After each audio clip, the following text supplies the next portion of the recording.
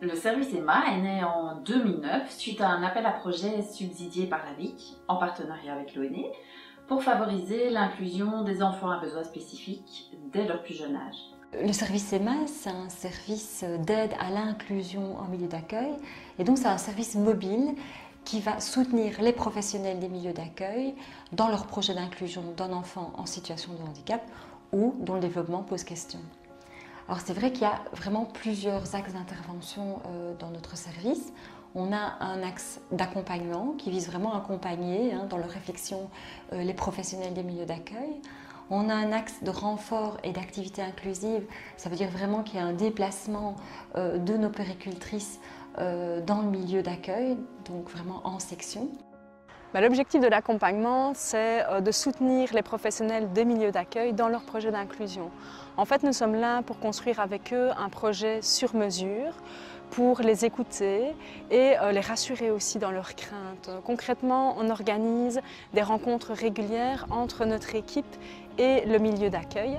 C'est l'occasion de prendre du recul par rapport à la situation qui pose question, qui pose problème, de bénéficier d'un regard extérieur et de pouvoir également réfléchir ensemble à comment améliorer l'accueil de cet enfant qui est en situation de handicap.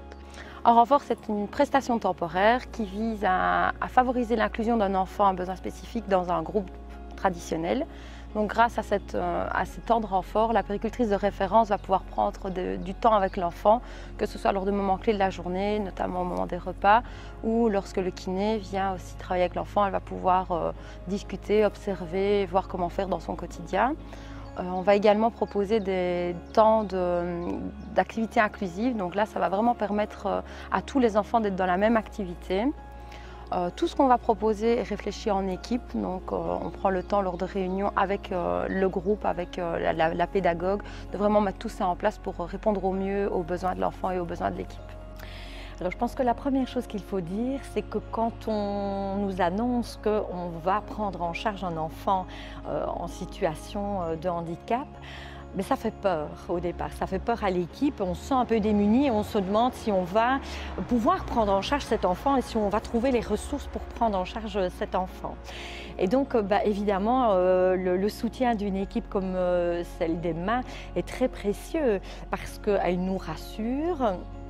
Via les échanges, via le suivi, via toutes les ressources aussi et les outils que Emma apporte ici au personnel. Et je pense que finalement tout ce soutien nous a donné confiance en nous et nous a montré que nous étions tout à fait capables de prendre cet enfant en charge dans de bonnes conditions. Et puis alors on a toute une série d'interventions en termes d'information, de sensibilisation, de formation, mais aussi la mise en place de groupes de parole, de groupes d'échange entre les accueillantes. Et enfin, il y a tout un volet vraiment de ressources autant sur le plan méthodologique qu'au niveau vraiment matériel, ainsi qu'au niveau du travail de collaboration avec le réseau. Le service Emma propose aussi un espace de parole qu'on a nommé « Déposons nos valises ». Les objectifs sont d'une part de permettre aux accueillantes autonomes de déposer des situations qui leur posent question par rapport au développement d'un enfant.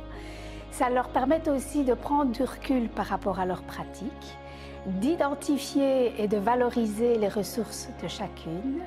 Un des objectifs aussi, c'est de construire des outils adaptés pour rendre le milieu d'accueil plus inclusif.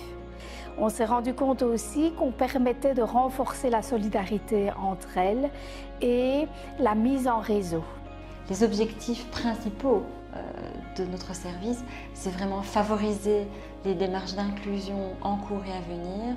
C'est vraiment aussi de pouvoir favoriser un accueil de qualité pour tous et coagir avec le milieu d'accueil contre toute forme de discrimination.